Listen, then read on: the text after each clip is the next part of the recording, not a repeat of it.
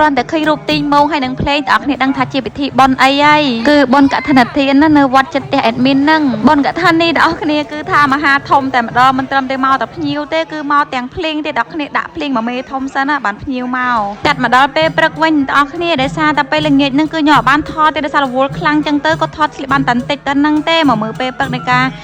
ដង្ហែកឋិនទាននឹងឯងអ្នកគ្នាយាយតាគឺថាម្នាក់ទឹកចិត្តសមមនុស្សរីករាយខ្លាំងមែនតែនមានទូលមានកាន់មានលីអ្នកគ្នាមានដូចជាត្រីមានដូចជាលីងទៅតាមកម្លាំងសទ្ធារៀងខ្លួនហើយភ្លេចប្រាប់អ្នកគ្នាវត្តចិត្តអេដមីនហ្នឹងគឺឈ្មោះថាវត្តត្រពាំងព្រៃអ្នកគ្នាដែលស្ថិតនៅក្នុងឃុំអង្គប្រស្រែស្រុករមាសហើយខេត្តស្វាយរៀងហើយកាញខ្ញុំរំពីក្មេងដូចអ្នកគ្នាចឹងគឺឃើញទីម៉ងខ្លាចរត់1ម៉ែត្រ2ម៉ែត្រតែមិននេះឃើញក៏អត់ខ្លាចទេហើយនេះនិយាយដើមទីម៉ងទៀតអ្នកគ្នាគឺថាជន់សរងវិសកាប់មុខនឹងអ្នកគ្នាអើយនិយាយតែពេលកាមេរ៉ាមែនថតអត់បានឃើញយកវីដេអូមកកាត់បាត់អស់សំណោចណែប្រាប់ឲ្យណាគេសោយទីម៉ងដូចខ្ញុំមកប្រយ័ត្នបានហើយកម្មវិធីដង្ហែនេះផងដែរអ្នកគ្នាគឺគេធ្វើដង្ហែនៅជុំវិញព្រះវិហារចំនួន3ជុំបានគេឡើងទៅលើ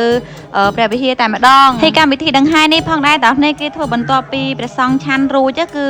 ខ្ទង់ម៉ោង8 9 10អីហ្នឹងអ្នកគ្នាហើយកម្មវិធីបុណ្យនេះផងដែរអ្នកគ្នាគេរៀងរាល់ឆ្នាំគឺគេតែងតែធ្វើបន្ទាប់ពីចេញព្រះវស្សារួចអ្នកគ្នាដោយគេគិតទៅលើបន្ទាប់ពីព្រះសង្ឃគង់នៅក្នុងព្រះវស្សាអស់រយៈពេល3ខែមកអ្នកគ្នាចឹងទៅគឺបញ្ចប់ពីចេញវស្សារួចគឺគេធ្វើពិធីបុណ្យកឋិនទានហ្នឹង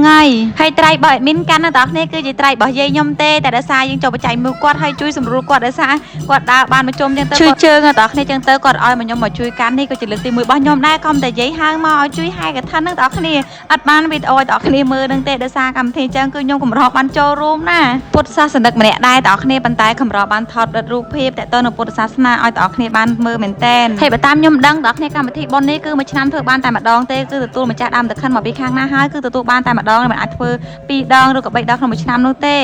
ហើយកម្មវិធីបុណ្យនេះផងដែរអ្នកគ្នាគឺមានរយៈពេលតែ29ថ្ងៃទេចាប់ពីថ្ងៃ100ខែអស្សុចដល់ថ្ងៃ15កើតខែកដិកអ្នកគ្នាបន្ទាប់ពីក្បួនដង្ហែ3ជុំជុំវិញព្រះវិហាររួចឥឡូវនេះគឺបានមកលើព្រះវិហារហើយពេលអង្គុយចាំព្រះសង្ឃនឹងអេដមីនដាក់ឈិតដាក់មកប៉ុស្2ប៉ុស្អ្នកគ្នាហើយនេះឃើញថាពុទ្ធបរិស័ទគឺច្រើនកកខ្លាំងមែនតើឡើងពេញព្រះវិហារតែម្ដងកលេចមកមើលទីម៉ងយើងដើរហត់ហើយឥឡូវជិះម៉ូតូម្ដងអ្នកគ្នា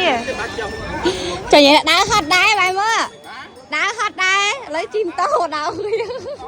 នេះចាំមកប្រាប់ថាប៉ុនក៏ធ្វើសម្រាប់កថែដែរអ្នកគ្នាដោយសារតែបីមាត់ប៉ុនអត់មានគឺប្រេះខ្លាំងតែម្ដងអញ្ចឹងមាននយោតាមខ្លួនហើយប្រភេទ SK Libon នេះអ្នកគ្នាគឺជាប្រភេទផលិតផលរបស់កូនខ្មែរយើងដែលផ្សំពីកម្មុនខ្មុំវីតាមីនប្រេងធម្មជាតិអ្នកគ្នាព្យាបាលទៅលើបបោមាត់ប្រេះខ្មៅស្ងួតហូតហែងនឹងគឺត្រូវខ្លាំងតែម្ដងហើយខ្លាំងទុយស្រួលដាក់តាមខ្លួនតម្លៃសមរម្យអ្នកគ្នាមកខ្លាំងតែ$2កន្លះទេអ្នកគ្នាទិញ3ខ្លាំងគឺគាត់ហ្វ្រីសេវាដឹកហើយចង់បានផលិតផលរបស់កូនខ្មែរមានគុណភាពកុំភ្លេច SK Libon អ្នកគ្នាណាខ្ញុំនៅមែនសិន account TikTok របស់គាត់នៅក្នុង comment បាយ